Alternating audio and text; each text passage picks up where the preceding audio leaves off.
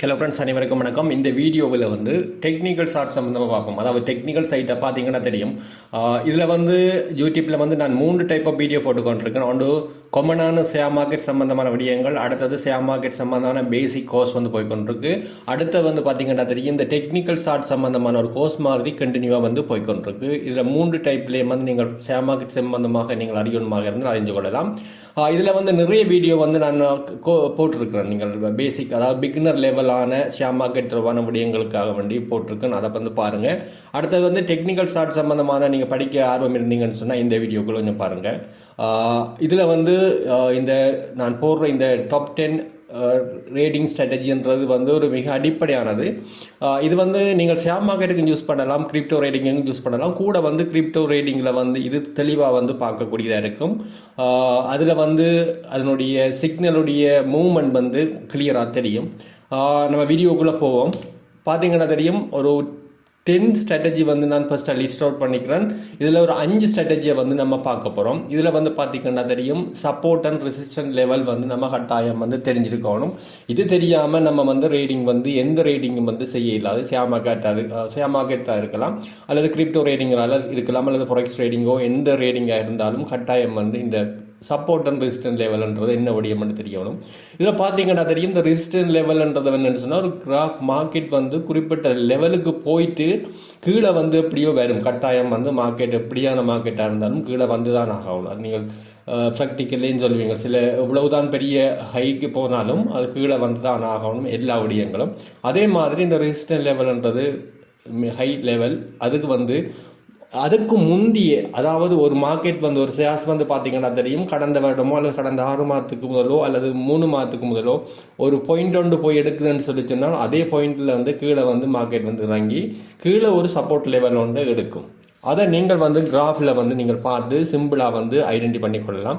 இப்போ நான் வந்து இந்த ப்ரௌன் இன்வெஸ்ட்மெண்ட் பிஎல்சின்னு ஒரு ஷேர்ஸ் எடுத்துருக்கிறேன். இதில் பார்த்தீங்கன்னா தெரியும், இந்த கிராஃப் வந்து 2 ரெசிஸ்டன்ட் லெவல் வந்து ரெக்கார்ட் ஆகிருக்கு. அதே மாதிரி சப்போர்ட் லெவலும் வந்து 2 வந்து ரெக்கார்ட் ஆகிருக்கு. ஆனால் இதே நேரம் பார்த்தீங்கன்னா தெரியும், இந்த 2 சப்போர்ட்டுக்கு லெவலில் வந்து மிடில் வந்து அந்த சப்போர்ட் லெவலை உடைச்சிட்டு கீழே வந்துருக்கு. ரைட், இப்படியான சம்பவங்களும் நடக்கும். அதாவது நம்ம எதிர்பார்க்காம வந்து அந்த சப்போர்ட் லெவலுக்கு கீழே வரும். ஆனால் நீங்கள் இந்த பார்த்தீங்கன்னா தெரியும், இந்த சப்போர்ட் லெவலில் நீங்கள் ஷேர்ஸை பர்ச்சேஸ் பண்ணியிருந்தா கூட குறிப்பிட்ட காலம் உங்களுக்கு லாஸில் தான் காட்டியிருக்கும். ஷேர்ஸ் வந்து கொஞ்சம் லாஸில் வந்து நீங்கள் 10 ரூபாய்க்கு வாங்கிட்டீங்க, 4 ரூபா 8 ரூபா 4 வருஷம் எட்டுக்கு வாங்கிட்டீங்கன்னு சொன்னால் 2 ஒரு 3 ரூபாய்க்கு போயிருந்தால் உங்களுக்கு ஒரு ஷேர்ஸில் 1.8 வந்து லொஸ்ஸாக தான் இருந்திருக்கும்.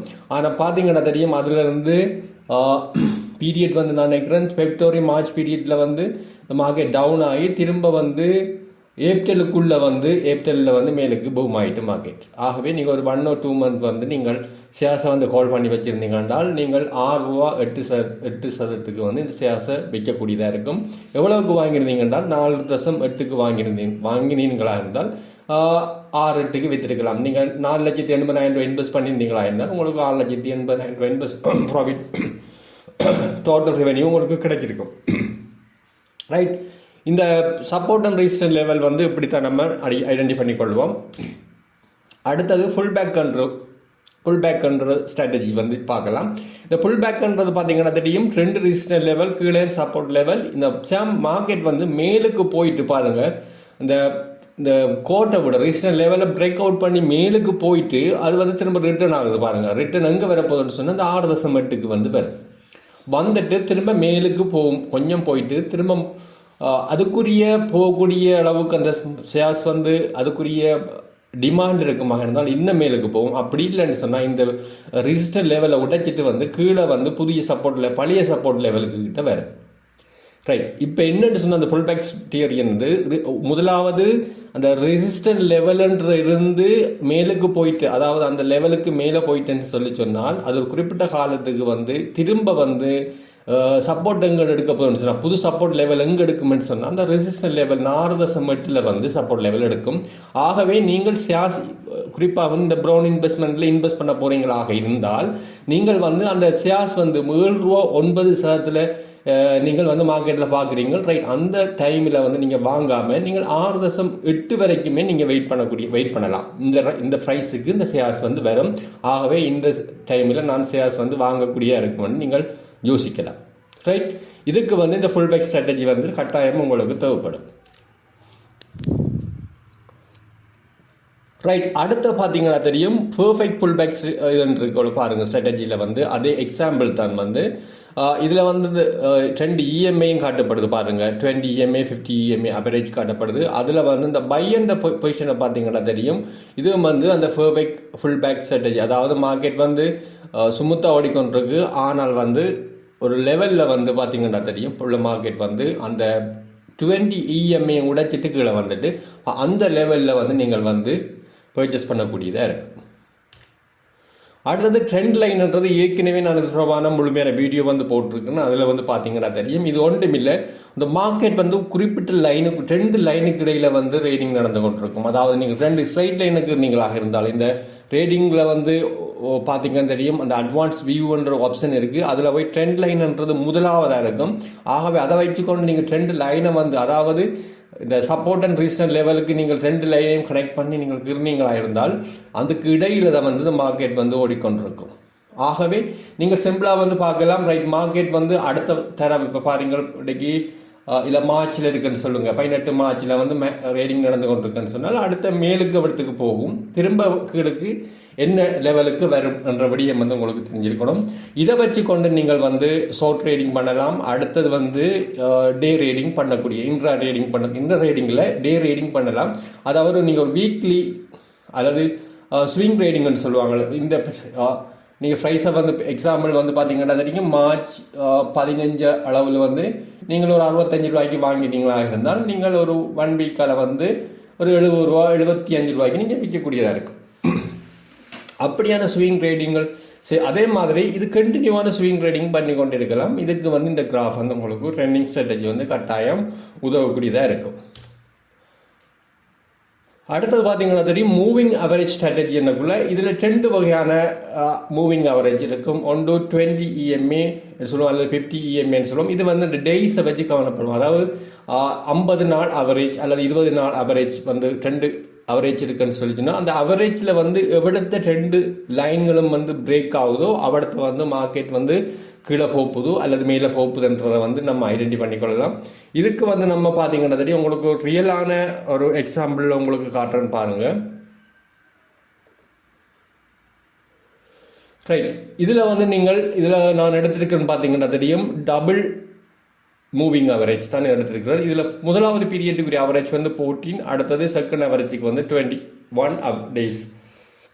2க்குரிய அவரேஜையும் வந்து கால்குலேட் பண்ணி இந்த லைனை வந்து கிராஃபை வந்து ரெடி பண்ணும். ஆகவே இந்த பார்த்தீங்கன்னா தெரியும் முதலாவது எல்லோ லைனை க்ராஸ் பண்ணி கீழே வந்து இந்த ப்ளூ லைனை வந்து டச் பண்ணுதுன்னு சொல்லி சொன்னால் இந்த லைனில் வந்து நீங்கள் அதாவது மார்க்கெட் வந்து நீ கீழே இதுக்குள்ளே இறங்காது இதுக்கு கீழே வராது என்ற விடயத்தை நீங்கள் தெரிஞ்சுக்கொண்டு அதுக்கேற்ற மாதிரி நீங்கள் ரேட் பண்ணிக்கொள்ளலாம்.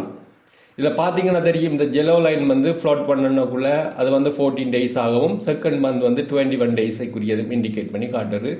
கீழே இருக்கிறது 21 டேஸுக்குரிய அவரேஜ், மேலுக்கு இருக்கிறது 14 டேஸுக்குரிய அவரேஜ். இதை விட வந்து பார்த்தீங்கன்னா தெரியும் இந்த மூவிங் அவரேஜ்ன்றதை நீங்கள் இதுக்குள்ளே டைப் பண்ணிங்கன்னு சொல்லிச்சுன்னா நிறைய வகையான மூவிங் அவரேஜ் இருக்குது. ஒவ்வொரு செட்டப்புக்கும் நம்ம யூஸ் பண்ணலாம். மூவிங் அடாப்டிவ்னு இருக்குது, மூவிங் அவரேஜ் டபுள், அடுத்தது மூவிங் அவரேஜ் ஹம்மிங் இருக்கு, மல்டிபிள் ட்ரிபிள் இருக்கு. அடுத்தது இந்த கூட வந்து இப்போ தற்போது வந்து யூஸ் பண்ணுறது என்னென்று சொன்னால் அந்த எக்ஸ்பொனன்ஷியல் தான் வந்து கூட வந்து யூஸ் பண்ணுவாங்க மூவிங் அவரேஜில் வந்து. அடுத்தது இந்த ஸ்மூத் மூவிங் அவரேஜும் வந்து அதிகமாக SMAன்னு சொல்லுவோம். இதுவும் வந்து அதிகமாக யூஸ் பண்ணுறது வந்து இப்போ இந்த மற்ற அவரேஜை விட வந்து இதுகள் கொஞ்சம் கூட அட்வான்ஸாக இருக்கிறதுனால வந்து இதை வந்து யூஸ் பண்ணுறாங்க ரைட்.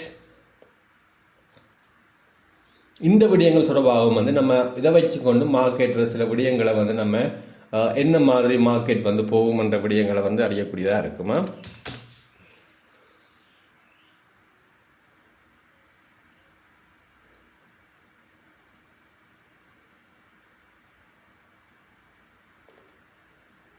இதில் வந்து உங்களுக்கு தேவையான மூவிங் அவரேஜை நீங்கள் எடுக்கலாம், தேவையில்லாத வந்து நீங்கள் இதில் டிலீட் பண்ணக்கூடியதாக இருக்கும். இதில் பார்த்தீங்கன்னா தெரியும் வால்யூம் இருக்குது. அடுத்தது மற்ற ஸ்மூத் மூவிங் அவரேஜை நான் க்ளோஸ் பண்ணுறேன். அடுத்தது எக்ஸ்போனன்ஷியல் மூவிங் அவரேஜ்.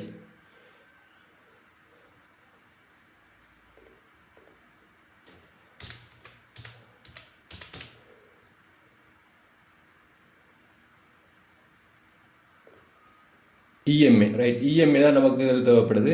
இந்த இஎம்ஐக்குள்ளே போயிட்டு நீங்கள் வந்து இதனுடைய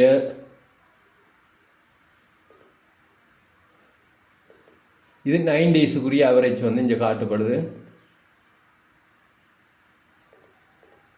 ரைட், இதில் போய் நீங்கள் வந்து உங்களுக்கு தேவையான அவரேஜை வந்து எடுத்துக்கொள்ளலாம். இது மட்டும் இல்லை, இது தொடர்பான வேறு சம்பந்தமான இண்டிகேட்டர் இருக்குது. அந்த இண்டிகேட்டர்களை வந்து நீங்கள் பயன்படுத்தி வந்து உங்களுடைய மார்க்கெட்டை என்ன மாதிரி போகும், என்ன மாதிரி ரேட் பண்ணலாம்ன்ற விடயங்களை நீங்கள் அறிஞ்சு கொள்ளக்கூடியதாக இருக்கும். ஃப்ரெண்ட்ஸ், இனி அடுத்த ஒரு வீடியோவில் சந்திப்போம். நன்றி, வணக்கமா.